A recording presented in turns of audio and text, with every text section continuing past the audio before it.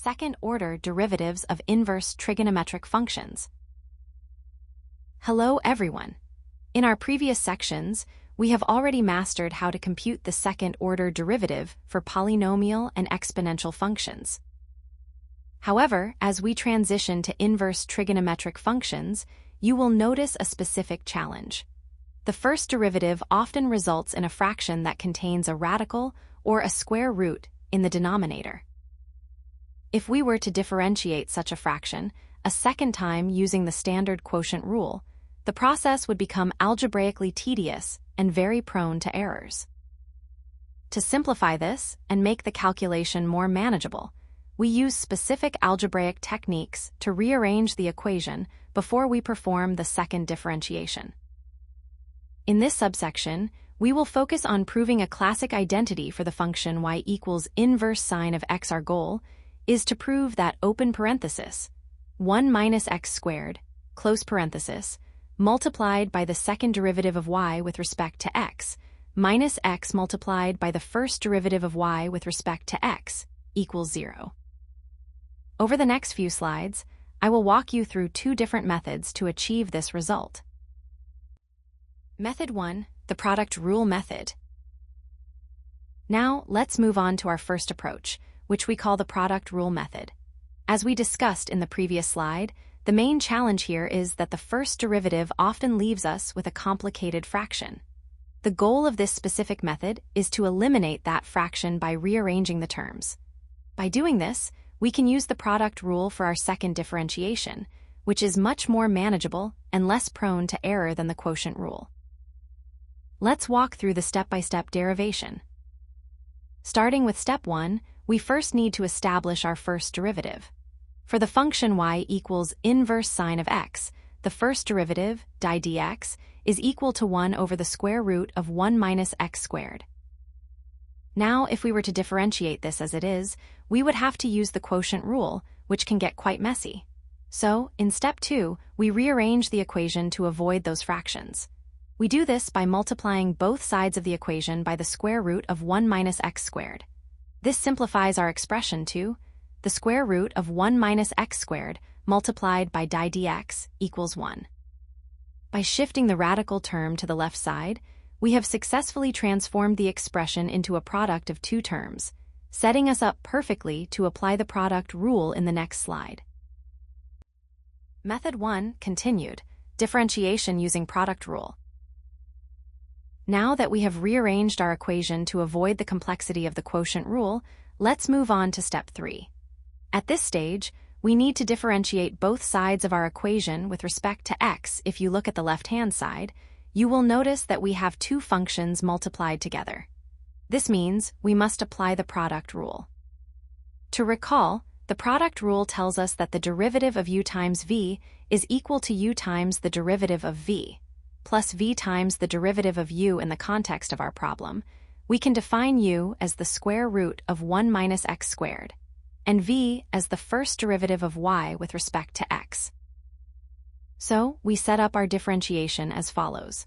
The derivative with respect to x of the quantity square root of 1 minus x squared times di dx is equal to the derivative with respect to x of the constant 1. Now, let's apply the product rule to the left side. The first part of our result is the square root of 1 minus x squared multiplied by the second derivative of y with respect to x. To this, we add the first derivative of y with respect to x multiplied by the derivative of the square root of 1 minus x squared. Since the derivative of any constant, in this case the number 1, is always 0, the right-hand side of our equation simply becomes 0. In the next slide, we will focus specifically on how to solve the derivative of that radical term to further simplify our expression. Method 1 continued, derivative of the radical term. Now that we have set up the product rule in the previous step, we need to address the specific derivative of the radical term. Moving to step 4, let's compute the derivative of the square root of 1 minus x squared. To do this, we must apply the chain rule. First, we differentiate the outer square root function, which gives us 1 over 2 times the square root of 1 minus x squared. Then, we multiply this by the derivative of the inner function, 1 minus x squared, which is negative 2x when we simplify this expression. The 2 in the numerator and denominator cancel out, leaving us with negative x divided by the square root of 1 minus x squared. Now, we substitute this result back into our equation from the previous slide. This gives us the square root of 1 minus x squared multiplied by the second derivative of y with respect to x, plus the first derivative of y with respect to x multiplied by the term we just found, which is negative x over the square root of 1 minus x squared, all equal to 0. As you can see, we still have a radical in the denominator. In the next slide, we will perform a final simplification to clear this fraction and arrive at the classic identity. Method 1 continued, final simplification. Now we have reached the final stage of our first method, which is step 5, final simplification. At this point, our equation still contains a fraction, which makes it look a bit cluttered. To clear this remaining fraction and tidy up the expression, we will multiply the entire equation by the square root of 1 minus x squared. Let's look at how this looks mathematically. We multiply the first term, which is the square root of 1 minus x squared times the second derivative of y with respect to x, by the square root of 1 minus x squared. Similarly, we multiply the second term, the fraction containing x times the first derivative of y over the square root of 1 minus x squared, by the square root of 1 minus x squared. The right side of the equation remains 0. Now, let's simplify these terms. In the first part, multiplying the square root of 1 minus x squared by itself simply gives us the quantity 1 minus x squared. In the second part, the square root in the numerator cancels out the square root in the denominator, leaving us with only x times the first derivative of y with respect to x. This brings us to our final result. 1 minus x squared times the second derivative of y with respect to x, minus x times the first derivative of y with respect to x, equals 0. And with that, we have successfully proved the identity. While this method is effective, you'll see in the next few slides that there is another way to achieve this result using implicit differentiation, which some of you might find even more straightforward. Method 2, the implicit differentiation method. Now that we have explored the product rule method, let's move on to an alternative approach called the implicit differentiation method. The primary goal of this second method is to eliminate the radical, the square root, entirely. By squaring the first derivative, we can transform the expression into a polynomial-like form, which simplifies the process before we move into implicit differentiation. Let's walk through the derivation step by step. Starting with step 1, we first state our first derivative. For the function we are analyzing, the derivative of y with respect to x is equal to 1 divided by the square root of the quantity 1 minus x squared. In step 2, we want to remove that square root to avoid the complexities we discussed earlier. To do this, we square both sides of the equation. This results in the square of the derivative of y with respect to x being equal to 1 divided by the quantity 1 minus x squared. Finally, to make the equation easier to differentiate in the next slide, we rearrange the terms. By multiplying both sides by the denominator, we get the quantity 1 minus x squared, multiplied by the square of the derivative of y with respect to x, which equals 1. Method 2 continued, implicit differentiation. Now that we have squared both sides to eliminate the radical, we move on to step 3, where we differentiate the equation implicitly with respect to x to handle the left-hand side. We must apply the product rule. It is crucial to remember that the first derivative, dy by dx, is not a constant, but a function of x. To make our calculations cleaner and avoid notation confusion, let us introduce a shorthand. We will let y sub 1 represent the first derivative, dy by dx, and y sub 2 represent the second derivative, d squared y by d squared x. Looking at our equation, we are now taking the derivative with respect to x of the quantity 1 minus x squared, multiplied by y sub 1 squared, which must equal the derivative with respect to x of the constant 1. Applying the product rule, where we take the first function times the derivative of the second, plus the second function times the derivative of the first, we arrive at this expression. 1 minus x squared multiplied by the derivative of y sub 1 squared plus y sub 1 squared multiplied by the derivative of 1 minus x squared, all equal to 0. Method 2 continued, chain rule application. Now, moving on to step 4, we need to apply the chain rule to the term y1 squared. Since y1 represents our first derivative, it is a function of x, which means we cannot differentiate it as a simple variable. Therefore, the derivative of y1 squared is 2 times y1, multiplied by the derivative of y1 with respect to x because the derivative of the first derivative is, by definition, the second derivative. We can express this result as 2y1 y2. Now, let us substitute this back into the product rule expression we set up in the previous slide. This gives us the quantity 1 minus x squared multiplied by 2y1 y2 plus y1 squared multiplied by negative 2x, all equal to 0. In the next slide, we will simplify this equation to reach our final identity. Method 2 continued, simplification and conclusion. Now, let us move to the final stage of our second method, which is step 5, the simplification of the expression. Looking back at the equation we derived in the previous slide, you will notice that both terms on the left-hand side share a common factor. To simplify this, we divide the entire equation by 2 times y sub 1, provided that y sub 1 is not equal to 0. Once we perform this division, the equation simplifies significantly to open parenthesis 1 minus x squared close parenthesis times y sub 2 minus x times y sub 1 equals 0.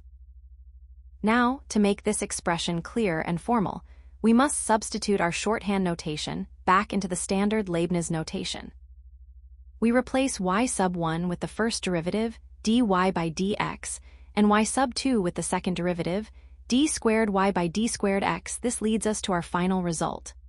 Open parenthesis, 1 minus x squared, close parenthesis, times the second derivative of y with respect to x, minus x times the first derivative of y with respect to x, equals 0. And with that, we have successfully proved the identity. As you can see, whether we use the product rule method or this implicit differentiation method, we arrive at the exact same conclusion. Real-world application context. Now that we have successfully proved the identity using both the product rule and implicit differentiation methods, you might be wondering why we go through all this algebraic effort. While these identities may seem like purely theoretical or algebraic exercises, they are actually vital in practical fields such as physics and engineering. To give you a concrete example, consider the fields of optics or robotics. Imagine a sensor that is tracking an object moving in a straight line. To calculate the angular acceleration of that sensor, we must use the mathematical relationship between the angle, which is represented by the inverse sine of x, and the linear position of the object, represented by x. This is precisely where the second-order derivative becomes essential. By computing this derivative, engineers can determine the actual acceleration of the tracking mechanism, ensuring that the sensor follows the object accurately and smoothly. Now that we understand the real-world utility of these calculations, let us move forward and discuss some common mistakes to avoid so that you can apply these methods with precision. Common mistakes to avoid. Now that we have explored both the product rule and implicit differentiation methods to prove our identity, it is important to discuss some common pitfalls. Let's look at the common mistakes to avoid. First, let's talk about the direct quotient rule. Many students are tempted to differentiate the first derivative, which is 1 over the square root of 1 minus x squared, directly using the quotient rule. While this approach is mathematically correct, it often leads to incredibly complex fractions that are very difficult to simplify into the final identity we are looking for. This is exactly why we used the alternative methods in the previous slides. Second, be mindful of chain rule neglect. When you are differentiating the square root of 1 minus x squared, as we did in method 1, it is easy to forget to multiply by the derivative of the inner function. Remember, you must multiply by negative 2x to get the correct result. Third, if you choose method 2, be careful with incorrect squaring. Ensure that you square the entire first derivative term. A common error is to square only the numerator or only the denominator, but to eliminate the radical properly, the entire expression must be squared. Finally, be cautious of notation confusion. In our implicit differentiation steps, we used shorthand notation. It is very easy to confuse y sub 1 squared, which is the first derivative raised to the power of 2, with y sub 2, which represents the second-order derivative. Always double-check whether you are dealing with an exponent or the order of differentiation. Key takeaways. To wrap up our lesson on second-order derivatives of inverse trigonometric functions, let's go over the key takeaways to ensure you have a clear strategy for these types of problems. First, always strive to avoid unnecessary complexity.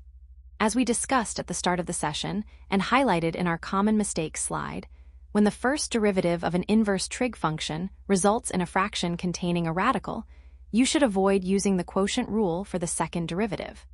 While it is mathematically sound, it often leads to tedious algebraic expressions that increase the likelihood of errors. Instead, you can employ the product rule method.